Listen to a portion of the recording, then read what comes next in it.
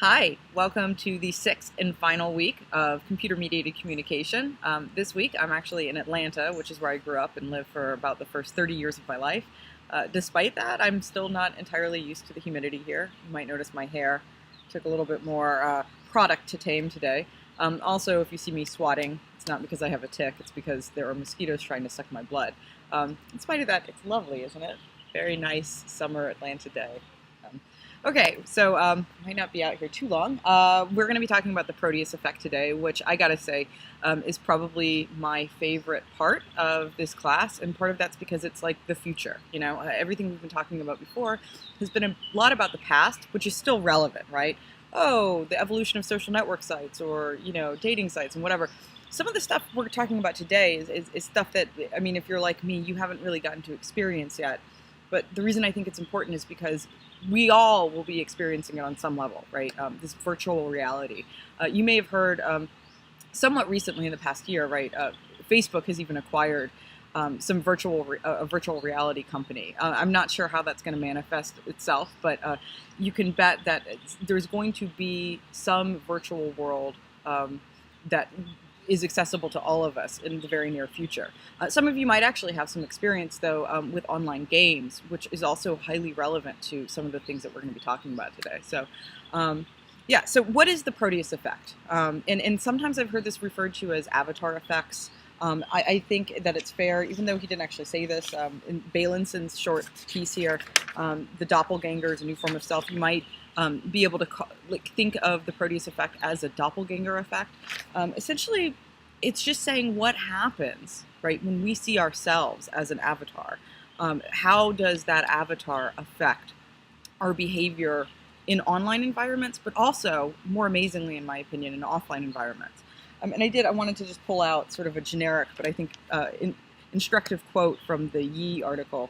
Not the study, but the pop press one he did for Slate. He says, "We tend to think that avatars are things that we create and control, but the opposite is also true. Our avatars change how we think and behave," right? So it's not that we could make an avatar, but even though we're completely in control of what we make, the idea with the Proteus effect is that that avatar can actually change our attitudes, our perceptions, our behaviors, okay?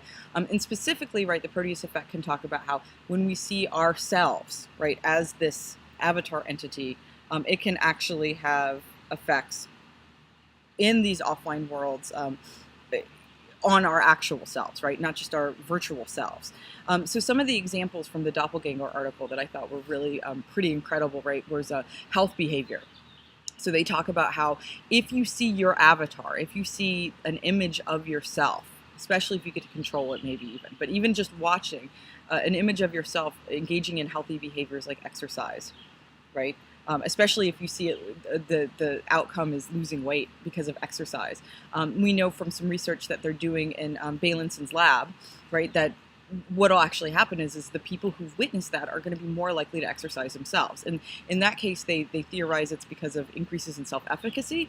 In the same way that once you've done something, forget virtual worlds for a second, when you've done something in your real world life, right, and once you realize that you can do it, you feel more confident about your ability to do it in the future.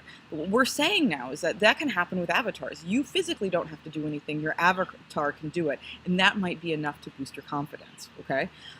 They also applied these types of effects to consumer behaviors. One of the cooler studies that I actually debated on assigning was talking about how even if there's slight changes in what your avatar is like compared to yourself, that can still influence you. So in another study that I think Yi and Baylinson did, if anybody wants the specific site, of course let me know and I'll find it for you.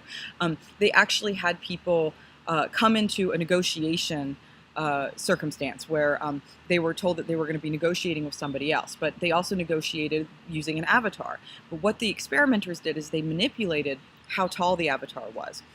And some people were given a little bit extra height to what they normally are in real life, like when you had two avatars sort of come into a room.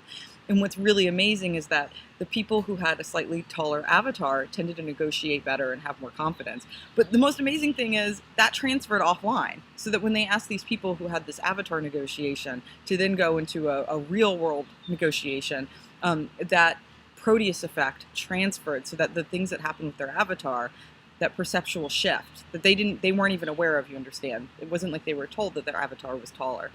This was their own perception. That confidence boost that they got from that also transferred to the offline world, even though these effects tend to be temporary. And the thing I think is neat about it is that there's so much potential when you think about using these types of things for therapy. If we can use avatars, if we can use virtual worlds to change people's perceptions about different types of things, it could actually help them offline too. So very, very, very neat stuff. I actually think the next time I teach this class, when I teach it in person, I'm going to assign, if anybody's interested, Bailinson's a second author on a book that describes all of this research. And I think I'm going to assign the whole book because it's just fascinating. The other interesting line of research that comes out of here is even just how they can morph these images, and that's where this talk about recruiting in virtual worlds comes in, where if you picked up on it, and I do think it was the Yi Slate article where he talks about a study where they created avatars, but what they did was they kind of created hybrid avatars where they morphed an image of either President Bush or Barack Obama with an image of a person in a study. So it would be like if your image, it's kind of like an if they made it, you know? So that would be combined with the president avatar. What they found is that there was actually a lot more preference when your own image is inserted into somebody else's face, right? And it's subtle, you don't realize it. Nobody who saw that actually could recognize that it was kind of President Bush with your own face, right? But they had this preference for President Bush in that instance because we know statistically there was that they could literally like see themselves in it, right? And so what Yi's arguing is like with that sort of technology, knowing it has that sort of effect, it would be very easy, right, to start creating avatars and sending them out into existing virtual worlds like World of Warcraft, sorry, and use it for recruiting. Because think about it, you can make unlimited avatars, right? You could actually make Osama bin Laden, right? Sort of personalize him or customize him so that he looks like the people who are playing certain games, and so he would have more of an appeal, right? That this particular avatar, and it wouldn't even be an effect that people were aware of. That's sort of like a nefarious use of these avatars, and I think that's something to acknowledge, that this sort of power that avatars have over our behavior could be used for good or bad. But in the same way, like our own military could be using it for recruitment, which again, maybe that's nefarious, maybe it's not. The idea is it's not really a good or a bad thing. I think it's just sort of an amazing thing. And one of the things I'd really like to talk about actually later is what are some of the potential outcomes you can conceive of, good or bad, right, that could result from these types of avatar effects. Anyway, okay, so finally, hopefully you understand just basically what the Proteus effect talks about. It is very simple. It just has a lot of different specific applications. But just make sure you understand the idea that our avatars can actually affect our behavior offline and online. So this Yi academic article, though, I also want to talk about because I thought that was very cool. It has sort of implications of how not just that the things that we do with our avatar transfers offline, but we also bring in sort of the stereotypes and the cultural ideas that we have offline into what we do with our avatars. And so this one talks about how there's sort of a stereotype, and I'm not a gamer, but I can understand this, that there's different tasks in games like WoW where people can either engage in more healing behaviors or more warrior-like behaviors or whatever, okay? And there is sort of a stereotype that females who play the game should engage in more healing behavior. But they sort of mentioned in the article that actually, even though this is like a well-held stereotype, it's not necessarily true. Men and women who play this game tend to engage in the same amount of healing behavior. But there was an avatar effect, meaning that what they did find is that people who played female avatars, so these could be men playing female avatars, or they could be women using female avatars, right? It wasn't about the person behind the avatar, it was about the avatar itself. When people use female avatars, that avatar engaged in more healing behavior because it was about the stereotypes that sort of got applied to that avatar. So again, sort of a simple, I think, but very interesting study that speaks to, right, how we impose our offline beliefs on our avatar and vice versa. And of course, if you think about it, it's kind of cyclical, because then our avatar starts behaving a certain way and our avatars affect how we behave, whatever. Okay, I think that pretty much summarizes really like the highlights, but I really encourage you to take a look. You could watch this forever and ever and ever.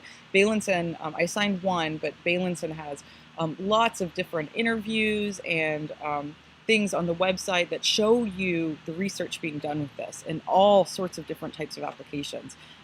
One video, and I don't know if this is in the video that I showed you, or I'm sorry, that I assigned to you, but there's one that talks about how they're using these avatar effects to help burn victims. Because if you put people in virtual worlds that are cold, like icy worlds where snowmen are throwing snowballs and stuff, it actually alleviates some of the burning sensation, right? It offline.